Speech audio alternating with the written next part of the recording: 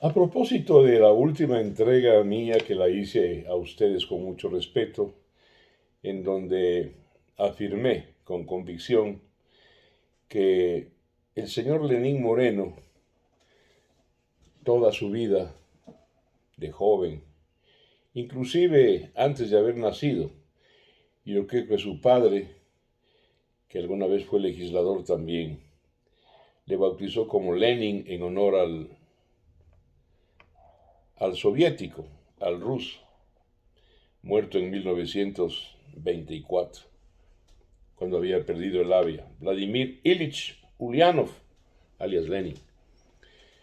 Porque muchos se llaman así, los Lenin, los Stalin, los Timoshenko, los Katyushkos, yo les llamo los Timbushkas, porque, esto entre comillas, tienen fallo de fábrica. Sus padres, cuando estas ideas no habían caído en desuso y en fracaso total y rotundo y en fracaso sangriento, había mucha gente obnubilada por estas ideas, ¿no? Quien habla mismo regresando de vivir en Europa, en Marsella, por 8 meses, cuando ya hervía la revolución de mayo del 68, ya cuajaba, ya había una ruptura generacional que era una mezcla de existencialismo con marxismo. Al regresar al Ecuador, yo también entré en una viva, atenta y acuciosa curiosidad sobre qué era esto. Y les confieso que empecé a comprar toda una bibliografía al punto que mi biblioteca, que ya no la tenga porque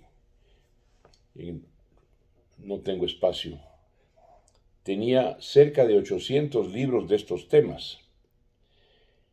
Y empecé a profundizar con una lectura crítica, no como borrego, no como militante acrítico, no como irracional, sino viendo, entendiendo e interpretando dónde había aciertos y dónde había errores, al punto de haber contado yo, eso sí conservo, aproximadamente unas 7.000 fichas, la mayor parte de ellas mnemotécnicas, bibliográficas también sobre estos temas. Y entonces me di cuenta de que don Carlos Marx, y esto lo afirmo, yo he invitado a los socialistas, intelectuales inclusive, a los comunistas, a discutir a todos ellos en la otra esquina, y yo solito, sobre marxismo, sobre los 4 pilares de esta doctrina, lo que quieran, ¿no es cierto? El materialismo dialéctico, que es una edición y una compilación de Marx de toda la filosofía en general, es un compilador. El materialismo histórico, que tiene una gran cantidad de afirmaciones rudimentarias y muchas de ellas esotéricas, que no corresponden a un análisis profundo, exhaustivo, detallado, yendo a los matices. El materialismo histórico tiene mucho de esoterismo. La teoría del valor, la teoría económica de Marx, que se reduce a una fórmula ramplona y rudimentaria algebraica. Hoy en día no se puede calcular el valor económico si no es con el auxilio del cálculo diferencial y el cálculo integral. La fórmula de Marx es una fórmula rudimentaria algebraica. En fin. Y por último, la teoría de la enajenación, que tampoco es original de Marx. Marx es un gran compilador, es un editor. Y es tan brumoso, tan confuso, porque su mente no era la de un escritor que podía entregar a las audiencias y a los lectores, ¿no es cierto?, algo digerible, comprensible, fácil, y siempre pedía ayuda fundamentalmente a su amigo Federico Engels. Escribía de una forma tautológica, redundante, ¿sí? Una misma idea central, más bien simple, repetida una y otra vez, cambiando las palabras. Y los ramplones socialistas o comunistas suelen decir, ¡Qué genialidad de Marx! Es tautología, repetición, redundancia. Producto de las lecturas que acabo de mencionarles, es este libro, mío, 700 páginas. Al principio tuvo 1200. Los editores me hicieron bajar porque nadie iba a leer 1200 páginas. Se llama El Doctor Infierno y sus demonios. Aquí está toda la crítica a la teoría marxista. Lamentablemente, la edición de este libro se terminó ya. Y ando buscando a alguien que me ayude a reeditarlo. El Doctor Infierno y sus demonios. Pero bueno, hay un enjambre de socialistas y comunistas y progresistas. Y dice, yo soy progresista, soy socialista, soy comunista. Y no entienden, no han abierto las solapas de los libros de Marx y Engels y sucedáneos. Los libros de Gramsci, por ejemplo, que trasladó el marxismo robándosela a los obreros y las puso en manos de los pequeños burgueses. Todo lo que acontece hoy en el mundo es obra de Antonio Gramsci, el italiano, que dijo, no, los obreros no están capacitados para el cambio revolucionario, lo tiene que hacer la pequeña burguesía. Ya sabemos el fracaso.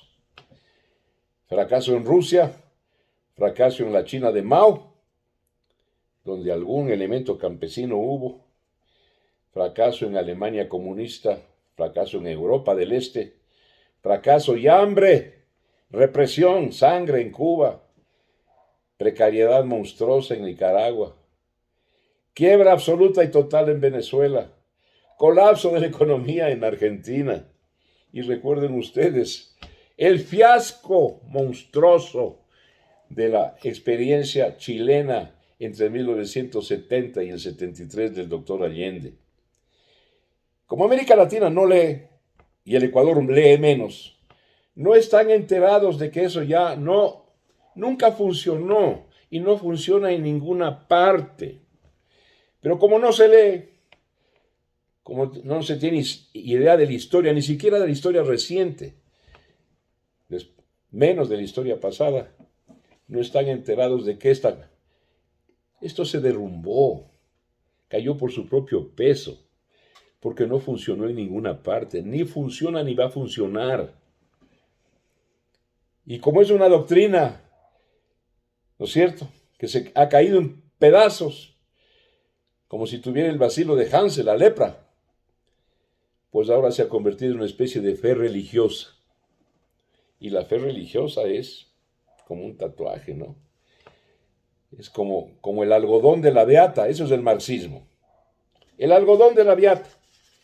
Si usted le quita a la beata el algodón con que frota el santo de palo y cree que el santo de palo de madera le va a solucionar todo, usted le quita, le arrancha el algodón y lo bota al suelo, la beata se muere, pierde estabilidad, se vuelve loca, se desprecia a sí mismo.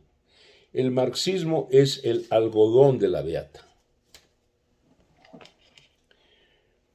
Y todavía hay gente, ¿no?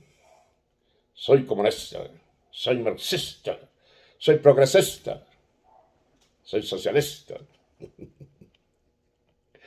Aquí no me estoy burlando de nada. Ciertamente que hago mofa de esto, que no sirve para nada. Y tuvieron la audacia, el propio Marx y Engels y sucedáneos, de llamarle socialismo científico. ¿Por dónde? ¿Por dónde, mis amigas y amigos? Pero bueno, no sé cuánto tiempo más la humanidad, algunos engañados, algunos ilusos, algunos utópicos, algunos soñadores, van a seguir intoxicados por este fiasco. En el mundo, en América Latina, en Sudamérica, vean Chile, vean el Perú, vean Colombia, con este Petro que podría llegar con estas ideas a ser presidente de Colombia. ¿A qué? A lo que ya sabemos. al colapso y al fracaso, al hambre y a la represión, ¿ah? Porque una vez que llegan, lo primero que hacen es eliminar el control social, intoxicar a la fuerza pública, a las fuerzas armadas y a la policía, indoctrinarlas para reprimir a los pueblos. Si levantan cabeza, al paredón, al degüello, a la a decapitarles. Les recuerdo, entre otros crímenes y genocidios, Mao Zedong mató 80 millones de chinos, degollándolos o decapitándolos, acusándolos de consumistas. China botó a la basura, ¿no?, la teoría económica del socialismo. Y hoy es un país capitalista, aunque mantenga la ficción política del comunismo simplemente como un método de represión, de control social. Cuidado, levantan cabeza, chinos, porque les pasamos al papayo. Mis amigas y amigos, muchísimas gracias por permitirme. Volviendo, ¿creen ustedes que Lenín Moreno alguna vez abrió los libros que acabo de mencionar? Y se abrió, entendió siquiera la solapa de esos libros, Lenín Moreno, que sobre él hay un cuento y un cacho, un chascarrillo, que cuando fue a visitar a Bolivia y a La Paz a su camarada Evo Morales, el camarada Morales, indígena, le dijo: aquí, camarada Moreno, bienvenido, aquí lo recibe a usted, como me llama el pueblo boliviano, el Inca de La Paz. Camarada Evo Morales, qué coincidencia, a mí en mi país me llaman el incapaz. Bueno, gracias mis amigas y amigos por permitirme esto, un poco serio, un poco en broma. Un abrazo para todos. Hasta mañana.